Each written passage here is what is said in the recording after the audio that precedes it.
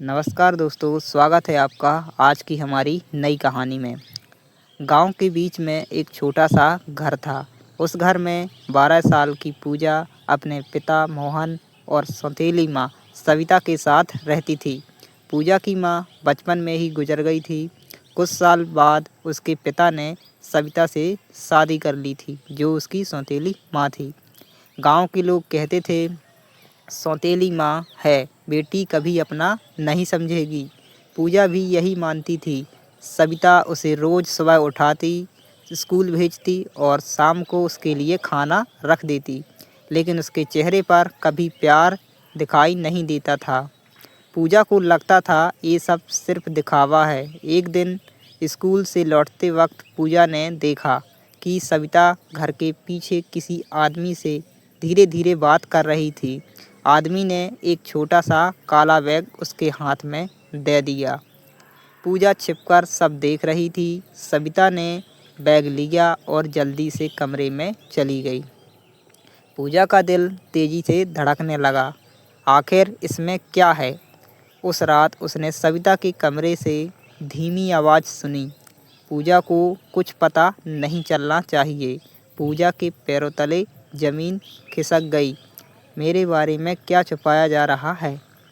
अगली सुबह पूजा ने सविता से पूछा, कल रात आप किससे बात कर रही थी? सविता कुछ पल चुप रही, फिर बोली, तुम्हें हर बात जानना ज़रूरी नहीं। पूजा की आंखों में आंसू आ गए। मैं आपकी बेटी नहीं हूँ, इसलिए।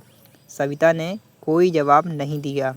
पूजा गुस्से में स्कूल चली गई, लेकिन उसी दिन स्कूल में उसे खबर मिली कि उसके पिता की तबीयत अचानक बहुत ख़राब हो गई है। पूजा भागकर घर पहुंची। मोहन बिस्तर पर बेहोश पड़े थे। डॉक्टर ने कहा, इनका इलाज तुरंत करना होगा। काफ़ी पैसे लगेंगे। घर में सिर्फ थोड़े से पैसे थे। पूजा रोते हुए बोली, अब क्या होगा?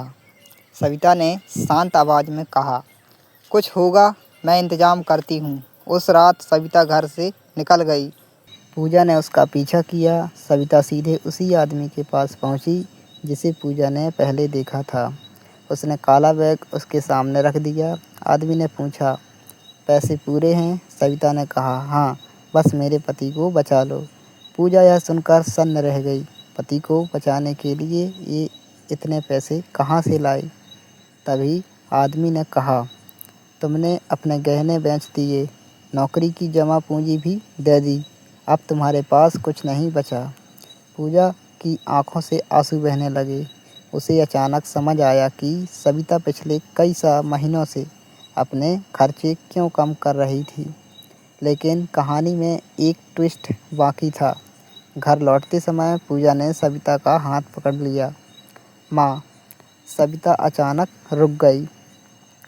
यह शब्द उसने पूजा के मुख से पहली बार सुना था। पूजा रोते हुए बोली, आपने मुझे कभी बताया क्यों नहीं? सविता ने उसकी तरफ देखा। क्योंकि मुझे डर था तुमने मुझे कभी माँ मानोगी ही नहीं। पूजा फूट फूट कर रोने लगी। मैं गलत थी। सविता ने उसके सिर पर हाथ रखा। रिश्ते खून से नहीं, निभाने से बनते हैं। कुछ दिनों बाद, इलाज के बाद मोहन की हालत ठीक होने लगी।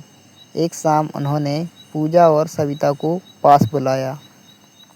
मोहन ने कमज़ोर आवाज़ में पूछा, तुम दोनों में अब कोई नाराज़गी तो नहीं है? पूजा मुस्कुराई और सविता के कंधे पर सिर रख दिया। नहीं पापा, अब मेरी दो माँ हैं, एक जिसने मुझे जन्म दिया और दूसरी जिसने मुझे संभाला। सविता की आंखें भर आईं, कुछ बोल नहीं पाई, बस पूजा को सीने से लगा लिया। उस दिन पूजा को ज़िंदगी का सबसे बड़ा लेसन मिला। किसी रिश्ते को उसके नाम से मत परखो। कभी कभी जिसे हम अपना दुश्मन समझते हैं, वही चुपचाप हमारे लिए सबसे बड़ी कुर्बानी दे रहा होता है।